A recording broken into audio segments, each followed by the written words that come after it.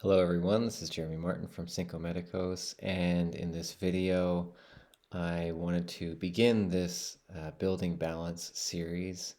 So in the introduction I said that we have three scales. We have the individual, organizations, and society. And to know whether the energy is balanced, we're going to look at each from a biological angle or perspective because everything in life is biological. The human body is made up of organs and glands. So we can also look at an organization very similarly as having many divisions or departmental bodies within it.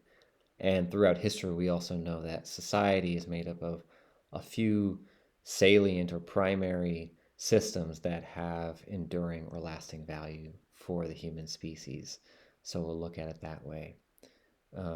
Now, for an individual, we could talk literally about the physical body, but that is really touching only one layer of existence, although, our physical reality is very important. Obviously, we have physical organs, we have glands and nerve plexes, which regulate the body's hormones and other important factors. But deeper than that, the physical body is fed by an energetic body, and that energetic body is divided into what everybody knows as chakras, which together make up the soul. And these chakras are areas of life energy. They're really the centers of activity for the reception of energy, the assimilation of energy, and the transmission of energy. So each one is going to affect how we think, how we feel, and how we act. And if any of them are blocked, overactive, or unbalanced, we can suffer emotionally, mentally, physically, spiritually. And for this reason, we're going to use the chakras, at least to start, just as a framework for building balance. It's really just to help us visualize and understand things conceptually, and then take it into our lives so that this is real and tangible. Um, Now, although the human body has a number of subtle energy centers, there are seven traditionally speaking, and each one is really like a different backdrop that influences the scene and the way that we as actors play roles in the theater that we call life. So, um, for example, in this video, we'll be centering on the root chakra. Um, that's really related to security and protection, grounding, and nourishment. On the individual level, if we don't feel safe or grounded or nourished, and I see this a lot in healing, and I've seen this a lot in my own process, we may become severely over or underweight. We might develop eating disorders such as bulimia or anorexia. We may act greedy with our resources when we have plenty to give away, or we may generally just fear change when a lot is changing around us, and enact those fears in our lives, consciously or not. So these energy centers help us to see how we behave and the maladies that we might develop as a result of balances or imbalances in them. So the main idea is to really see ourselves as a being in which, when we're coherent, um, the issues that are underlying these chakras don't manifest. But when we're not coherent, um, it's really like tuning an instrument in which each string represents a chakra. The instrument is going to sound a little out of tune, and harsh to the ears, but you know exactly where it needs tuning, and with practice, how to tune it. Um, and as in all the centers, the issue or one issue in a center may interact with another center's issues. In biology or materially speaking, these would be the organs or glands, but in business, these centers or glands would correspond to departments. So each organ or gland in the physical body or each department or division does relate to another, like sales and customer service, or like the heart and the throat, right?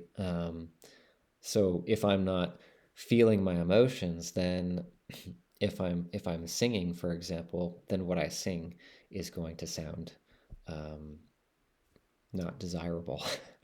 Um, so on a larger scale in society, we can look at other systems of development such as agriculture and the economy and politics, and we'll talk more about this later. But I just wanted to really introduce the metaphor for you that you have it in the back of your mind. Um, and again, in this video, I'm just going to talk about really the individual and one chakra, the root chakra. Um, so beyond what we're talking about with organizations, so like banks, churches, software companies, libraries, even neighborhoods and apartment buildings, that's the meso level. On the individual level, things are balanced or imbalanced with our individual organs or glands. And on the macro level, we can see things divided in social systems.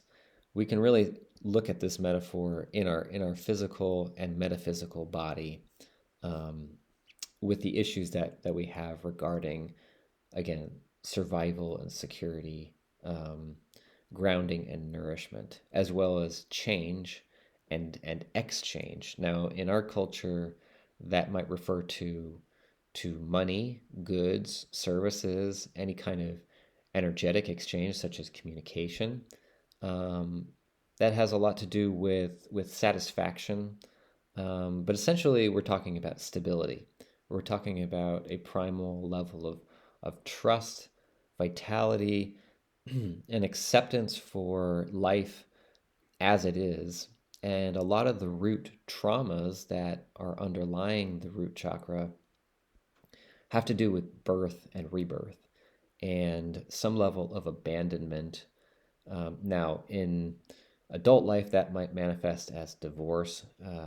As a child, it might be an acute or chronic trauma having to do with not feeling held or seen, heard. Um, that could be an adverse childhood experience, again, in the short or long term. This could be actual malnourishment, or it could be emotional malnourishment or emotional neglect. That could be physical abuse or it could be emotional abuse. Um, but generally speaking, we're talking about some kind of environmental violence, inherited or intergenerational traumas, spiritual or ego type death that has to do with a not enoughness and insufficiency or lack. This is what we're talking about when we speak of scarcity mindset that has really gripped humanity at large, organizations on the meso level, and individuals on the micro level. So the shadow behind this would be really fear. Now, the good news about fear is that it's not real. The bad news about fear is that we all have it.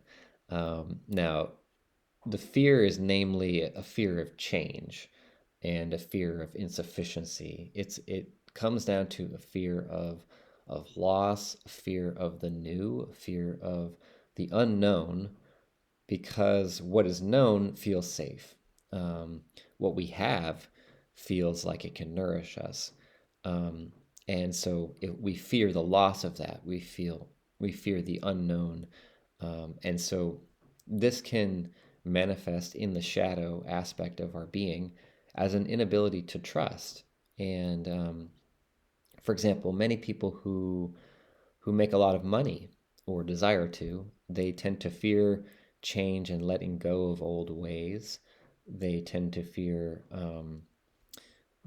letting go of that money, or they tend to be addicted to making more and more and more, and it's never enough. Um, and this could be old systems of security that people are latching on to. This could be seeing change as a threat to security because it's what we know, it's what we feel certain and can control, um, what we feel certain of and can control. So this can manifest as a lot of fear of death in later in life, or any time in life really. But change is either too much, too fast, too soon. It's either too slow, not enough. But we have issues around change, um, and this can impact our healing. This can manifest in therapy, in how we recover from certain diseases or diseases. This can manifest in our spiritual practice, education, really pretty much any area in our life. Um, Now, the main desires and longings that come with this shadow is really just a longing for the unchangeable. It's a longing to embody spirit. It's a need for safety, for protection, a desire for security, a desire for something that we can't really identify, but know exists, and it's really this thirst that our soul has for wholeness, and that might be the union with God, as Jung called it. He believed that we have this union with God as a fundamental impetus within us, as a great power in our life, and that we feel disconnected from, and therefore can't feel safe about. But it's really a drive, a basic instinctive drive to know our true selves, and that elicits a kind of divine discontent within us. Um, and so that's why I'm using the chakra system here, because it's both physical, non-physical, spiritual, non-spiritual. Um, Now, some of the signs of these desires and longings, this shadow side, these traumas, and these issues that I've talked about, that could be feeling disconnected from the body, becoming over or underweight. Um, so, again, the eating disorders I mentioned, but also binge eating, emotional eating, feeling overly fearful or anxious, again, greed, but also jealousy and aggression. Um, and I'll talk about this a little bit later, but it has a lot to do with the fight, flight, freeze, and fawn responses, which are survival mechanisms within the human organism.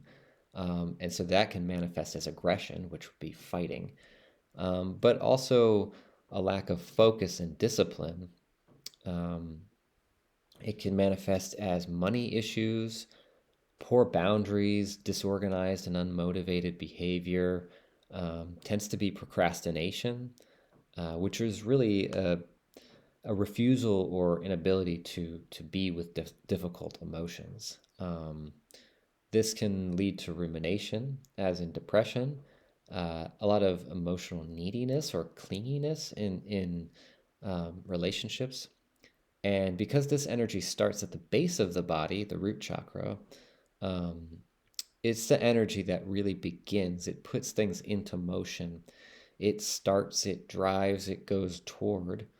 And people talk about the Kundalini, and I don't know much about the Kundalini, but I know that it starts from the bottom, and so it's that driving force up through the crown of the head, and when it's blocked or unbalanced or imbalanced, it can attack and project.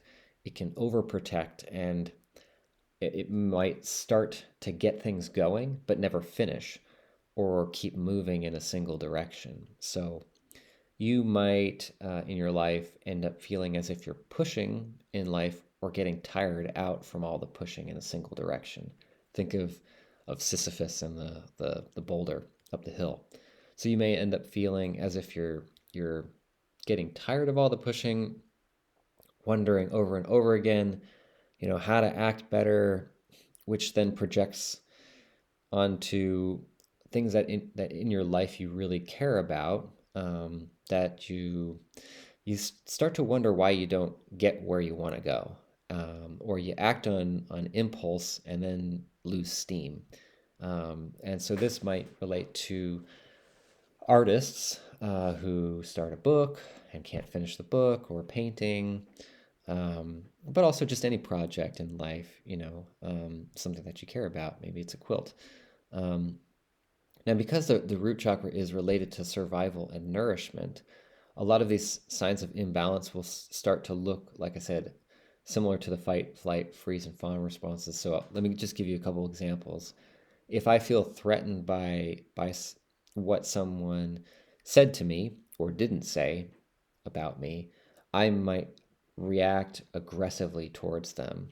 And that might be talking about them behind their backs, talking shit, um, attacking them verbally to their face, um, or it even could come down to physical aggression, like a bar fight.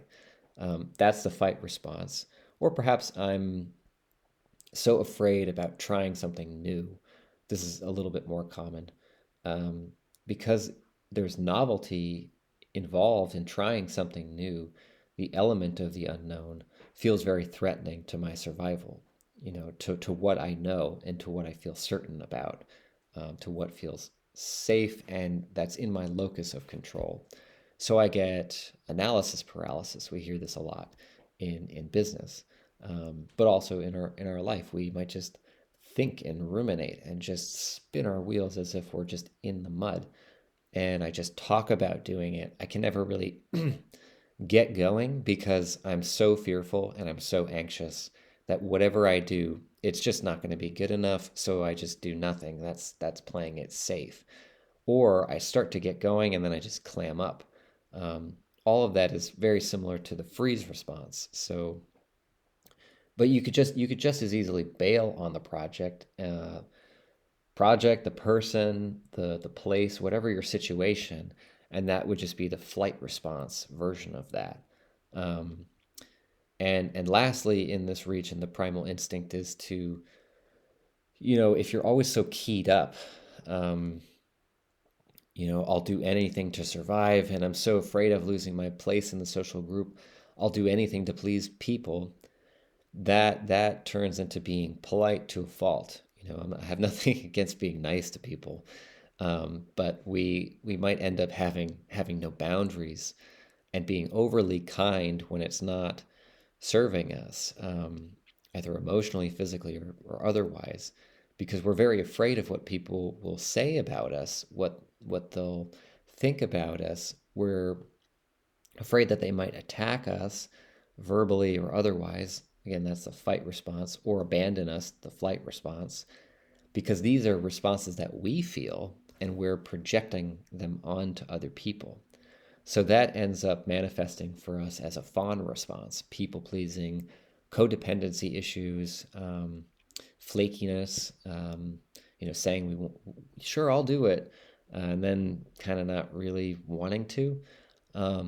So these are very real issues that can manifest in so many different areas in our life, both consciously, subconsciously, and unconsciously.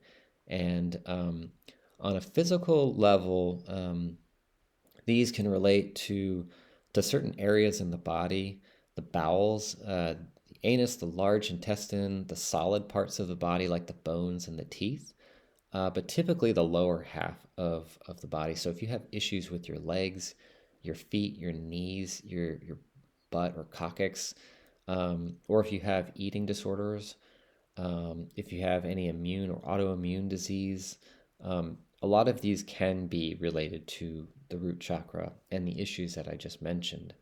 Now, some of the beliefs, so I don't want to make it seem like life is just a big problem or a big mess. There are many antidotes, and that's I want to leave people with hopeful notes with these videos, is to begin to truly believe, and I mean feel, um, to truly believe and embody feeling safe, feeling centered and feeling grounded, and feeling like it's good for me to be here. The earth really supports me and my needs. The people in my life support me and my needs. I love my body. I love being in my body. I trust its wisdom. And I'm immersed in abundance. I have everything I need. And I'll talk about that one a little bit in just a minute. Um, because for some people, it can be very difficult to believe this abundance that the New Age community seems to have latched on to. And abundance can be actually quite simple. It can just be, I have a room that's heated. I have an internet connection. I have people who want to listen to what I have to say or who like it. Um, Now I'm basically getting at the belief that I'm here, I'm real, I embrace change, I'm connected to nature, I'm safe and supported. I feel nourished. I feel taken care of. And if you don't, that's okay. The key is to start to bring about the awareness of, I don't know why I just lost my voice. Maybe it's because we've been talking for 20 minutes here. To feel as though you're safe and taken care of. We'll just go with it. Um, Now the moment of letting go is usually when we grip the hardest. And if you have chronically felt unsafe, as I have in my life, it can be very hard to let go and to want to grip really hard to that story. But I will also say with that you don't find your ground by looking for stability. So it's very much a paradox. You find your ground by relaxing into the instability, into the uncertainty, the impermanence, the changing nature, and that is the only thing that is changeless. Um, and I don't mean that as a like spiritual hallmark platitude. I mean that for real. Like this is a practice that life is always going to be throwing curveballs at you, no matter whether you're an ascended master or you just showed up in this lifetime. You're going to have the stool's legs knocked from under you. You don't have a leg to stand on. And I think Rinpoche was talking about the good news is that we aren't really falling towards ground, although the bad news might be that we don't have a parachute. So if we take that analogy, like we're falling, we don't have a parachute, but there's no ground for us. And if we just relax into that instability, it's okay. It can be made a lot easier by a simple method of self-inquiry in which we look at our existence in three parts: in our reality, our experience of reality, and our story about the reality. So I promised that I would talk about my own process here, so maybe that's a good spot to give you guys a case study in this stuff. As some of you know, I used to have a lot of depression for many, many years and chronic pain. That was my freeze response in the mental, emotional, and eventually physical body. I had insomnia, so that was a lot of panic at night, nocturnal panic, a lot of addictions, which really is, to me, a fear of pain and uncomfortable emotions, and a need for constant pleasure. And codependency issues, fawn response. So I had all the the fight, flight, freeze, fawn responses. I was very contracted because of my survival. My survival mechanism was working in overdrive, and so expansion, feelings of safety and security were just anathema to me. I would get all worked up and anxious about something because I was just so afraid, and I didn't know anything but fear. And then I would get so tired from all that exhaustion. It is so tiring to just be afraid all the time. And that's what I see with a lot of people who suffer from chronic fatigue. It's just a low grade, constant anxiety that's just running like a program in the background that we just don't even know is there anymore because we take it for granted. And even now, I have what I call this kind of like hungry ghost syndrome, where it's um, Saul Bellow called it the, like I want, I want, I want. you know, and why is that? Because we feel as if we don't have. This gets into the issues of security and sufficiency, right? So if I feel as if I'm lacking, I'm always going to want something, right? If I feel like I'm not safe with the money I have, I end up just wanting more money, wanting more control by having more, in my case, clients and opportunity, wanting more power by being able to say, I helped them, I'm the doer.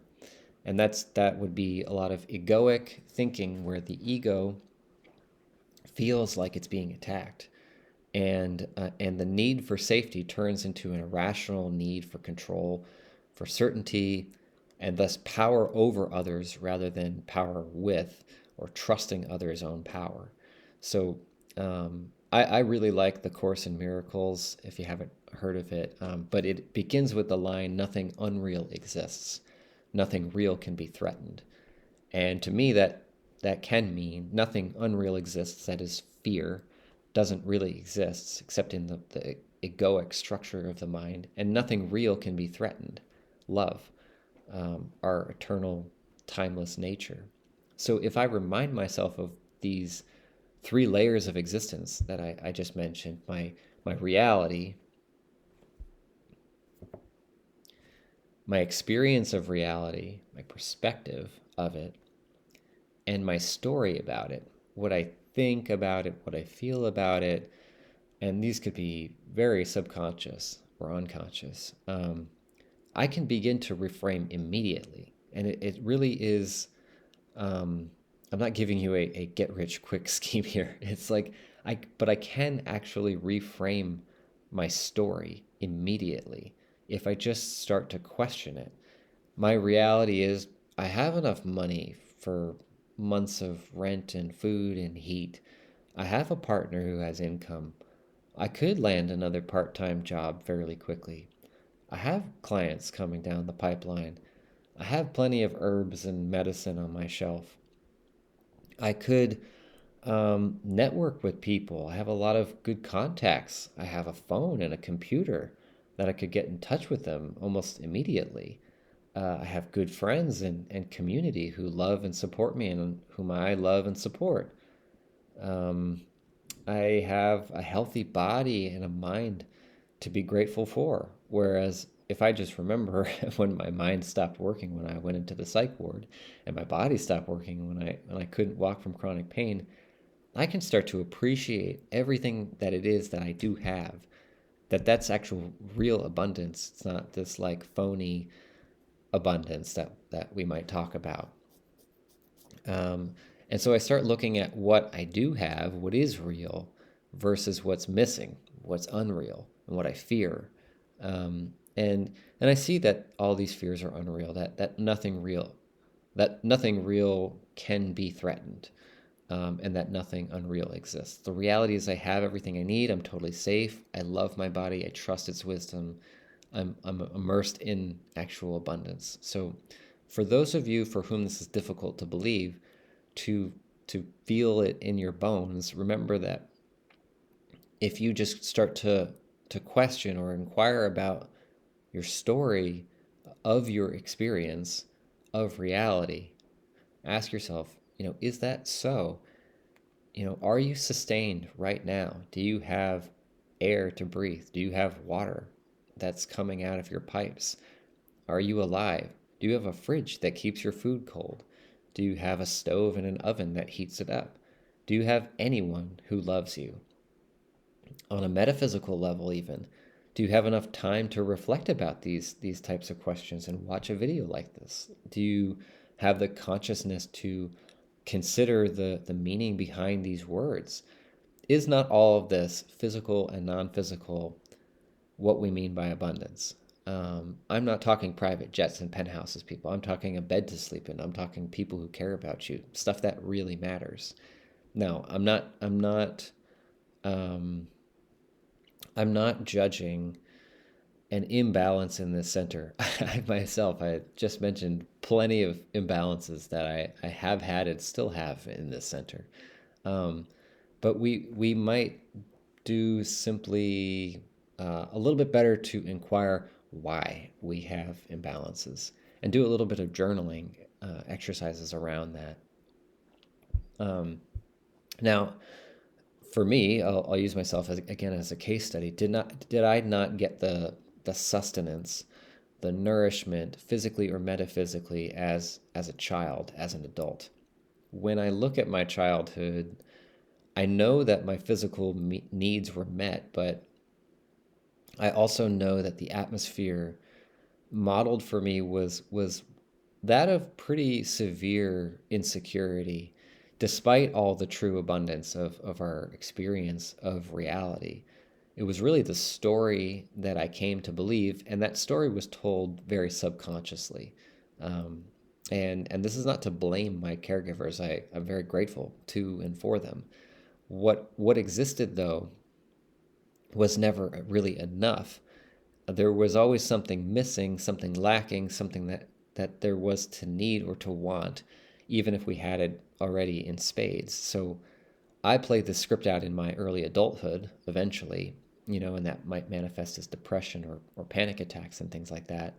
And I still play it out even to this day when I slip into unconsciousness, old patterns of thinking. For example, that there was or isn't enough time to get everything done. So everything becomes a mad dash. And when I look back at my first 7 years of childhood development, for example, this was probably modeled by my father, who was an excellent emergency room doctor, a very caring physician, really great at everything he did in the hospital. And yet he, as my mother used to say, ran his life like one big triage situation because he was in fight flight mode at work and probably brought a lot of that home. And everything was seen as a threat there at the hospital. And so how we packed the car was kind of in a threatening way. And so the threat kind of carried over and bled in. And my mother, God bless her, she would obsess about the appearance of things. So being raised in a family of 8 siblings, my guess is that she was in a constant fawn response, always needing the approval of others to feel safe and like she belonged in the group, to feel that security and nourishment, physically and metaphysically. That was how she probably got love. And again, I'm creating stories here, but I'm just trying to explain the concepts. And so she became very obsessed with the appearance of things: good grades, good schools, good looks, good weight, social status, often rather than a more essential nature to things. And I'm not trying to paint a black and white picture here, there's plenty of gray. Um, but my point is this combination of parenting, of not having enough time, not having enough money, not having good enough grades, not being at the right school, always needing more. This built a collective story of hurry up, look good to please others, uh, and just a general anxiety that made me feel very, very afraid in my nervous system, incredibly afraid, even though, I grew up on a good neighborhood, good parents who were kind people and things like that. But the reality of the situation is it manifested as mental and physical illness for me and my sisters. Whether that's IBS or an eating disorder, or codependency, or all the things that I've mentioned for my own story, it ended up, looking like a lot of adult afflictions, um, or even just on a small scale, just feeling like you have to be perfect. Um, and to be fair, this is really a standard in our culture. So this is a collective story, and we sop this story up as children, and we continue to believe the fantasy later on in life, where it's like everybody else on social media looks great, looks really happy, like they're doing better than we are, and so we feel threatened as if I'm lacking something that person has. And so I must do something in order to get it. And that's the story about our experience, which, like in the quantum world, where what we observe affects the object of our observation, because nothing is separate, it's all just one entangled absolute reality undergirding the relative reality. Our story of experience and the experience of reality get caught up in this illusory dance, kind of like a binary star system. And we can stop that dance, or it's going to continue unless we come to question the story and observe reality for what it is. And this requires stillness. This requires concentration. This requires focus. This requires practice. And this requires compassion. This requires collaboration and community, togetherness. For social creatures like the human being, everything that I just mentioned about the root chakra, this building a sense of safety, this cannot happen in silos. This has to happen in relationships. This has to happen with simple reassurances of, hey man, it's okay. You're okay. I've got you.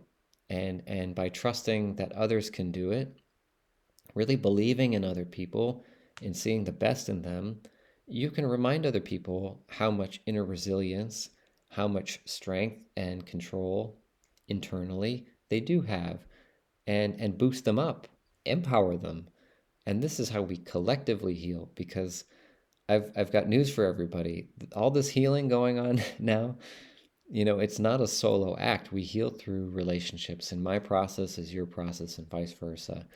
And we're not healing in these isolated pods, though it may feel or seem that way. That's just another story. Really, it's one big process. Just as the body is made up of trillions of cells, it's one big body in which those cells inhabit and call home. So before this video gets pretty long, I'm going to cap it at that for the root chakra. Thank you guys for watching. I will do another video on the root chakra for organizations at the meso level, and then we'll go to another video for the societal level. All right, thanks.